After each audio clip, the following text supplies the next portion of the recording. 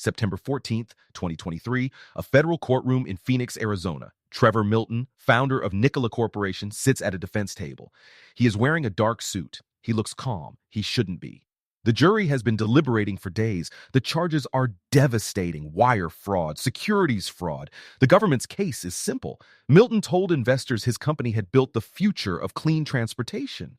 The trucks couldn't move. The technology didn't exist. And Milton allegedly knew it. The verdict comes in: guilty on 3 of 4 counts. Outside, the man who once compared himself to Elon Musk, who once sat atop a company valued at $34 billion, is now a convicted felon. How do you build a $34 billion company around a truck that couldn't move under its own power? That's not a rhetorical question. That's the entire story. Trevor Milton didn't come from money. He didn't come from engineering. He came from rural Utah with a high school diploma and a talent for selling things that didn't exist yet. Before Nikola, Milton had a string of small ventures. Some succeeded modestly, some quietly failed. He had a gift. He could walk into a room and make people believe, not in products, in possibilities. In 2012, Milton began developing what would become Nikola Motor Company, named after Nikola Tesla, the inventor, not the car company. That distinction mattered to him deeply. The concept was audacious. Hydrogen fuel cell trucks, semi-trucks that produced zero emissions, that ran on hydrogen, the most abundant element in the universe. Milton positioned Nikola not as a startup, but as the future of an entire industry. He attracted serious believers. General Motors would eventually agree to a partnership worth $11 billion. CNH Industrial invested. Bosch supplied components. These were not naive actors. These were industrial giants placing bets on what Milton was selling. By June of 2020, Nikola went public through a merger with a special purpose acquisition company, a SPAC. On its first day of trading, Nikola's market capitalization exceeded that of Ford Motor Company. Ford, one of the oldest automakers in the world, a company with real factories, real engineers, real trucks rolling off real assembly lines. Nikola had promises, but in 2020, promises were enough. The electric vehicle boom was intoxicating. Tesla was soaring. The world wanted to believe in clean transportation, and Trevor Milton was very good at making people believe. At its peak, Nikola's stock hit $93.99 per share. The company was worth $34 billion. Milton's personal stake was worth billions. He was on the cover of magazines. He was giving interviews about changing the world. The world was listening. The first serious crack came from an unlikely place, not a regulator. Not a journalist with government sources, a short seller. On September 10th, 2020, a research firm called Hindenburg Research published a report. It was devastating. It was specific, and it was titled Nikola: How to Parlay an Ocean of Lies into a Multi-Billion-Dollar Publicly Listed Company. Hindenburg alleged that Nikola was, in their words, an intricate fraud. The report ran to 67 pages. It cited videos. It cited interviews. It cited Milton's own public statements, and it raised one central explosive claim: the Nikola one, the flagship truck, the vehicle that appeared in a viral promotional video in 2016, driving down an open highway, smooth and silent and powerful, was allegedly never moving under its own power. Hindenburg alleged the truck had been towed to the top of a hill and then filmed rolling downhill. The company later confirmed the truck was indeed rolling, not driving, rolling. Nikola's communications team initially called the Hindenburg report false and defamatory. Milton went on CNBC. He went on social media. He said the truck moved. He never said it drove itself. The company claimed it was a carefully orchestrated short seller attack. But the details kept coming. Hindenburg alleged that claims about Nikola's proprietary natural gas engine were misleading. They alleged that a photograph of a Nikola hydrogen station was staged. They alleged that claims about battery technology were exaggerated or false. The SEC opened an investigation. Then the Department of Justice opened its own investigation. Two federal agencies simultaneously looking at the same company. General Motors quietly began reassessing its partnership. The ink on that $11 billion deal was barely dry. Suddenly, the due diligence questions were different questions. Financial analysts who had championed the stock began hedging their language. Industry experts noted the hydrogen infrastructure Nikola had promised didn't exist. The thousands of hydrogen stations Nikola said it would build, none had been built. Milton was on Twitter, arguing with short sellers. The man running a $34 billion company was arguing with short sellers on Twitter. Within 2 weeks of the Hindenburg report, Milton resigned as executive chairman. He said it was for the good of the company. He said his presence was a distraction. He left with over $300 million in shares. September 2020, 10 days after the Hindenburg report, Trevor Milton resigned. The statement was clinical, polished. It said the right things. It revealed nothing.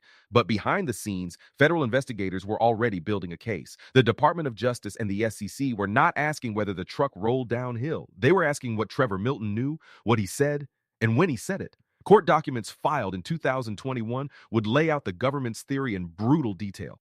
Prosecutors alleged that Milton had made dozens of false or misleading statements on television, in interviews, on social media, to investors, to the public. The indictment alleged Milton claimed Nikola had developed its own battery technology when it had not. It alleged he claimed Nikola had built a working hydrogen station when the station was not fully operational.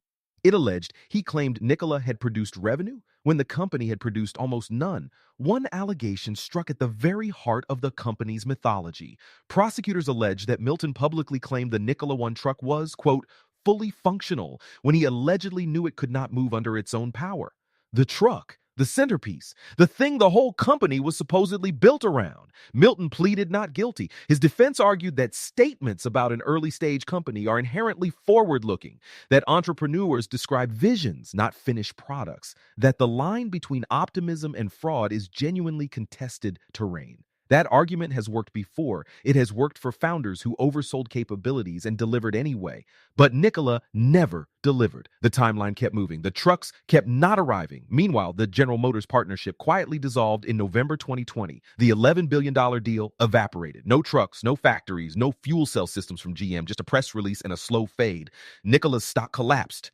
From a high of nearly $94, it fell through $20, through $10, through $5. Investors who bought at the peak watched 90% of their investment disappear. Real people, real money, real losses. In July 2021, federal prosecutors in Manhattan indicted Milton on 4 counts. 2 counts of securities fraud, 1 count of wire fraud related to securities, 1 count of wire fraud related to commodities. The machine of American federal prosecution had begun to move.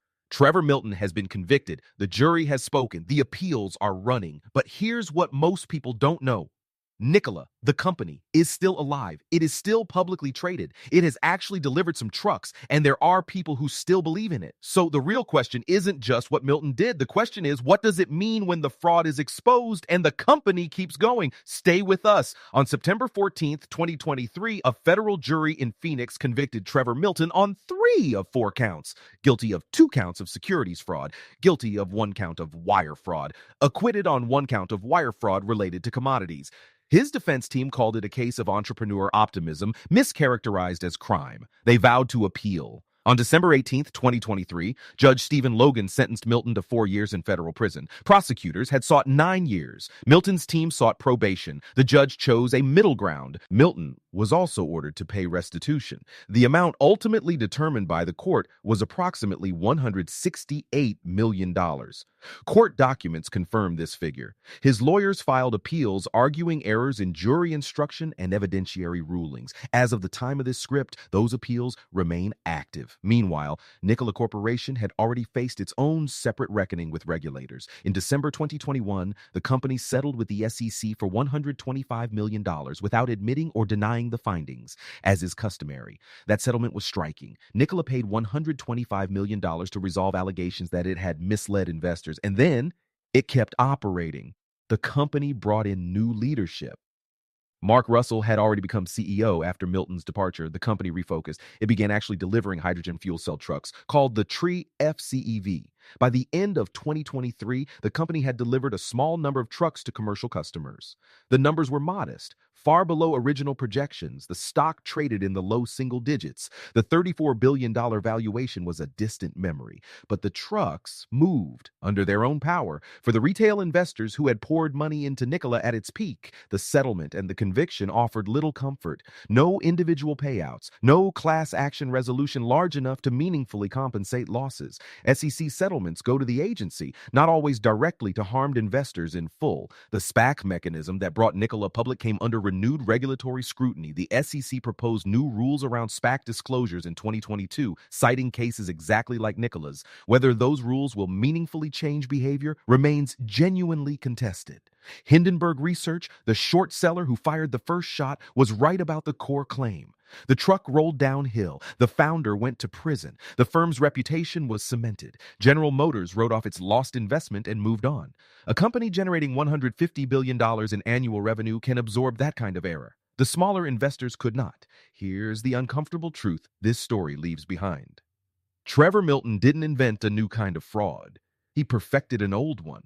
He understood that in a moment of collective excitement, the burden of proof shifts. When everyone wants something to be true, the liar barely has to try. The electric vehicle boom created a permission structure. Investors told themselves, even if the specifics are hazy, the direction is right. Clean trucks, hydrogen economy, net zero by 2050. The story was too important to scrutinize too hard, and the institutions that were supposed to scrutinize it, the underwriters, the SPACI sponsors, the large industrial partners, they had their own reasons to believe, their own fees, their own stakes, their own headlines. Trevor Milton goes to prison. He appeals. He may serve less than his sentence. He left with hundreds of millions in shares before the conviction. The investors who bought the dream at $94 a share got nothing back. That's not unique to Nikola. That's how these stories end. The architect of the fraud exits with generational wealth. The people who believed absorbed the loss. The truck rolled downhill, the cameras rolled, the stock price soared, and for one glorious summer, everyone looked at a hill and called it a highway.